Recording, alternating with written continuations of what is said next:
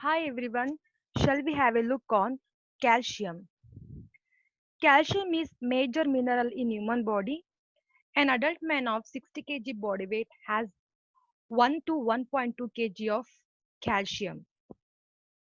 Although 99% of calcium stored in bone and teeth, 1% that is present in blood and soft tissues. Calcium in plasma present in three different forms. The first form is protein bound calcium. It is biologically inert form. It is not utilized by tissues. The second form is ionized or free calcium. It is physically active form in blood. And the third one is complex or chelated calcium. That is, portion of calcium is coupled with bicarbonate, sulfate, citrate, and lactate that forms the complex form. Next, sources of calcium. Calcium is present in almonds, soybeans, dairy products, peas, fish, orange, meat, and broccoli.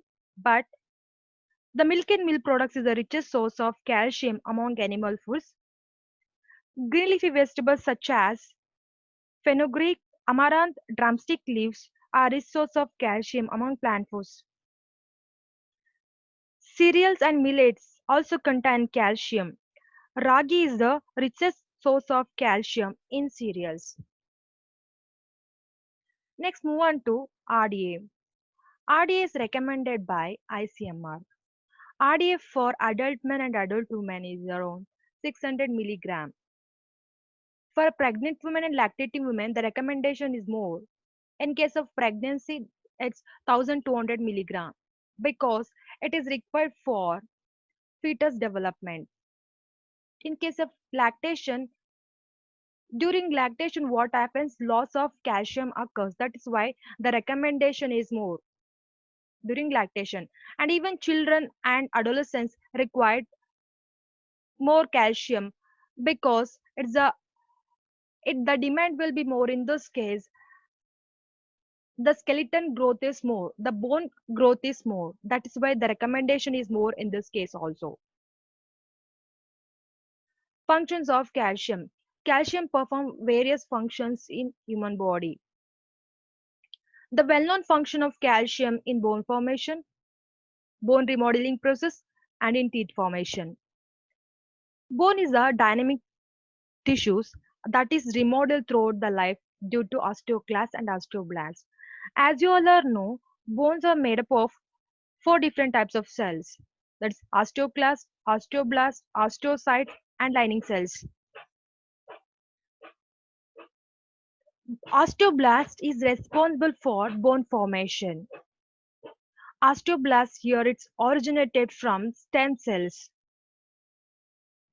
They secrete substances such as osteoids, type 1 collagen, osteocalcin, and osteonectin. This osteocalcin, the osteonectin that binds collagen fiber that forms hydroxyapatite crystal. Calcium along with phosphate that deposit on hydroxyapatite crystal along with hydroxide ion and bicarbonate added to this hydroxyapatite crystal. This hydroxyapatite crystal deposit on osteoid. Osteoid is nothing but unmineralized bone. Later, it gets mineralized and it is recognized as new bone. This is how the formation of bone takes place. As I mentioned the word here, remodel. What is bone remodeling? Bone remodeling is nothing but replacement of old bone tissue with the new bone tissue. Either the bone old or new, it has osteoids, osteocyte. It has surrounded by old bone tissue. So this has to replace in order to prevent the fracture. So what happened here? Osteocytes send signals to stem cells to release osteoblast. This osteoblast secretes the protein called as root protein such as osteopronin, sialoprotein, osteoblast. This helps osteoclasts during bone degradation process. So what happens? Osteoclasts are formed from monocyte that reaches the surface of bone degradation. That is, it reaches the bone degradation surface. So once it is attached to the bone degradation surface, that is old bone surface, what happens? It releases the substances called as bone degrading substances. That is proton.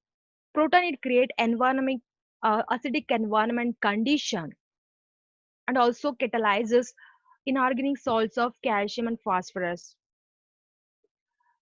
And collagenase and catapsin K that causes the breakdown of collagen fiber. This takes up by osteoclast cells by the process of endocytosis. It is released into blood by the process of exocytosis.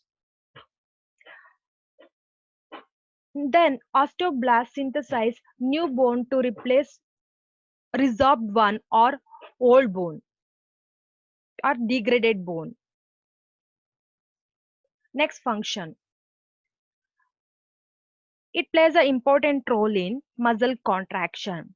It increases the action of actin and myosin. It facilitates excitation, contraction, and couplings.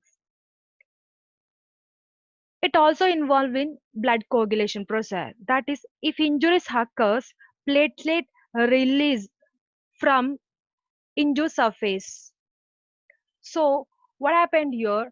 This platelet releases thromboplastin.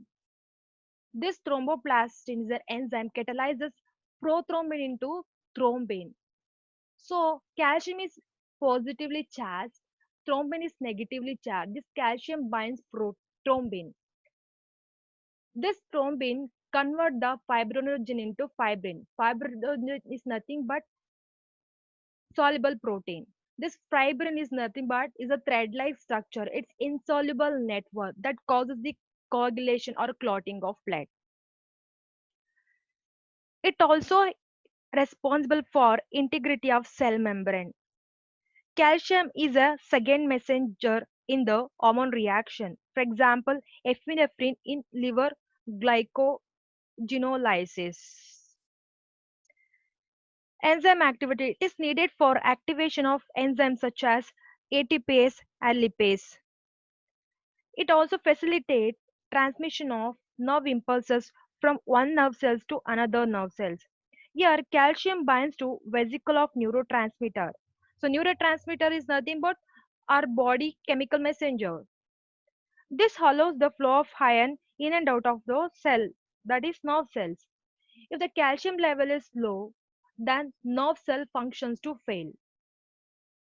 Calcium is also responsible for release of hormones such as insulin and calcitonin. Thank you for watching.